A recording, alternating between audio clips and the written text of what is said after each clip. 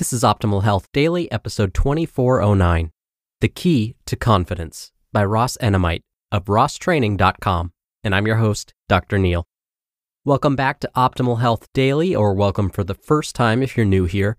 This is the podcast where I act as your very own personal narrator and read to you from some of the most popular health and fitness blogs online, and always with a bit of my commentary at the end. And so with that, let's get right to it and start optimizing your life.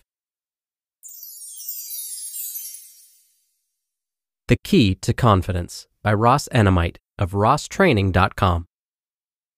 Throughout this blog's history, I have emphasized the significance of intangible qualities that come from within. For example, many years ago I stressed the importance of passion in regards to training. In other entries, I have highlighted attributes such as patience, consistency, and desire. All athletes can benefit from these freely available intangibles. Unfortunately, many continue to overlook their relevance. One reason for the neglect is likely the lack of attention that the fitness industry directs towards them.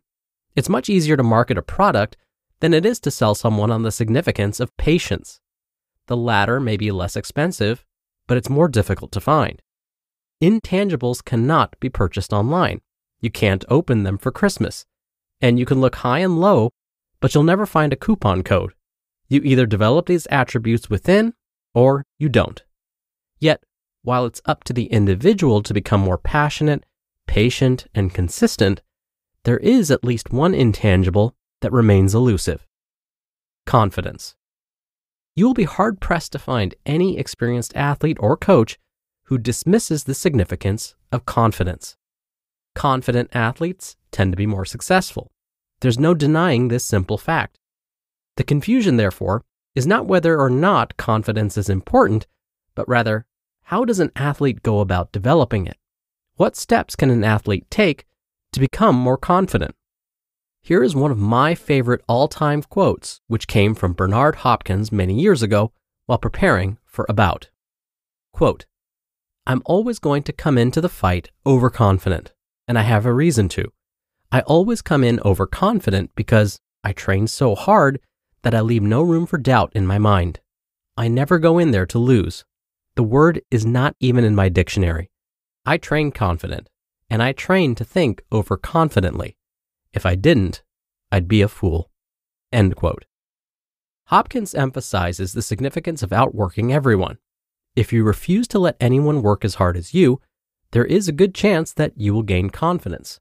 And even if someone does outwork you, as long as you don't believe it, you will still be more confident than before. There is more to confidence than working hard, however. First and foremost, confidence takes time to develop.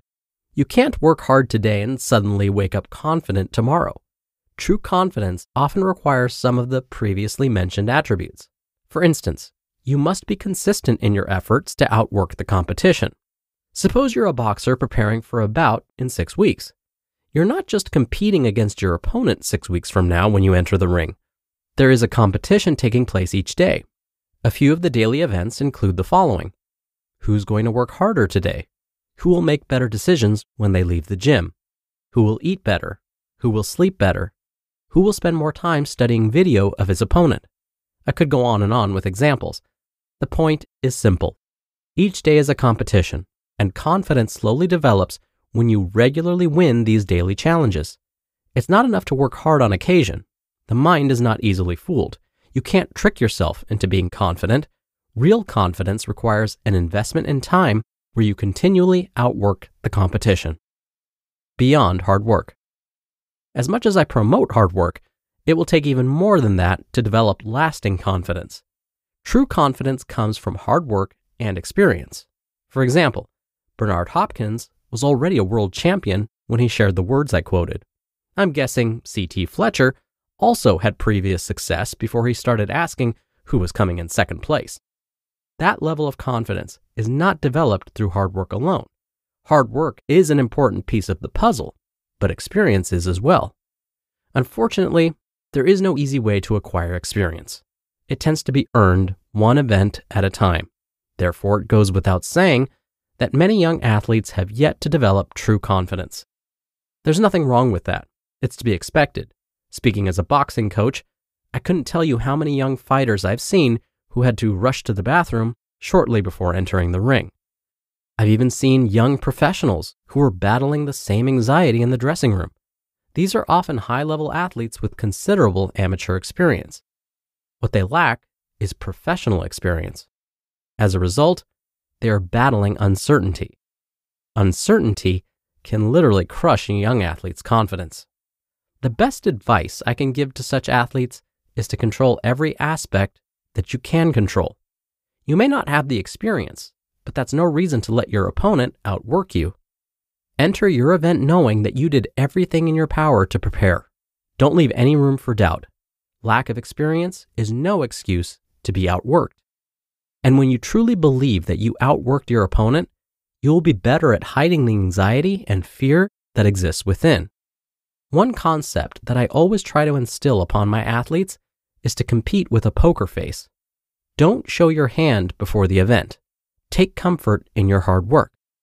Constantly remind yourself that your opponent did not outwork you, and you'll be more likely to forget about any lack of experience or fear.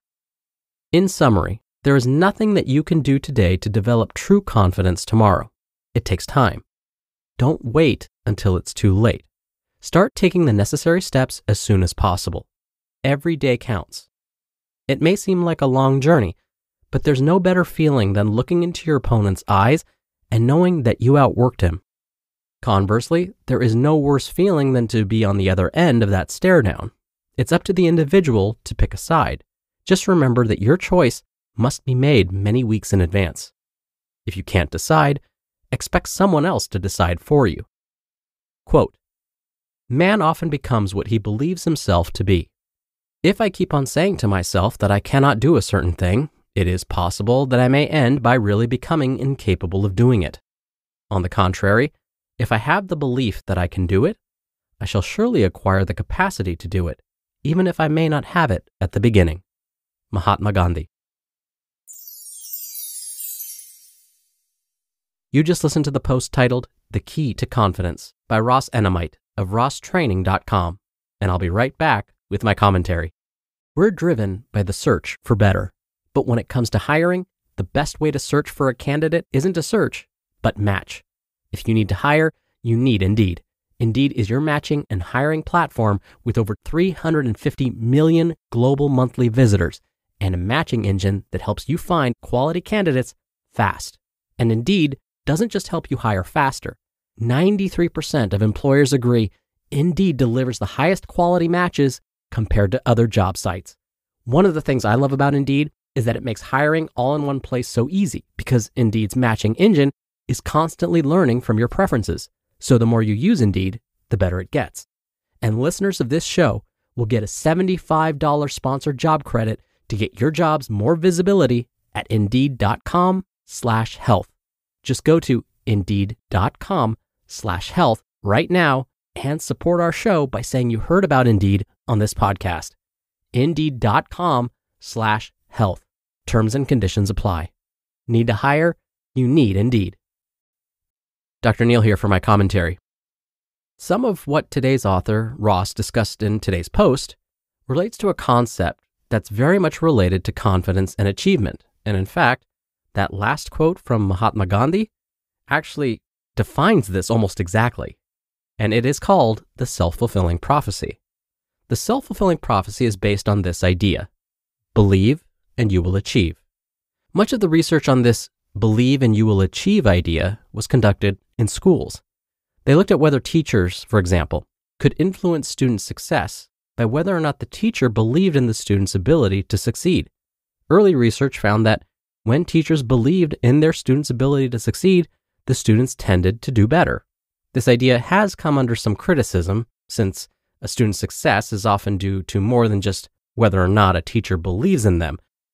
But if we think about this concept outside the classroom, like in our everyday lives, we can use it to our advantage. And why not? Why not use the believe and you'll achieve to help boost our confidence, along with, of course, putting in the work? We can't just simply say, "Oh, I believe I'm going to outwork my opponent and magically I'm going to beat them." No, you have to put in the work too. But the believe and you will achieve idea is a great starting point. It may just motivate us to put in that hard work. All right, that'll do it for today. I hope you have a great Tuesday. Thank you so much for listening, and I'll be back here tomorrow as usual. So I'll see you there where your optimal life awaits.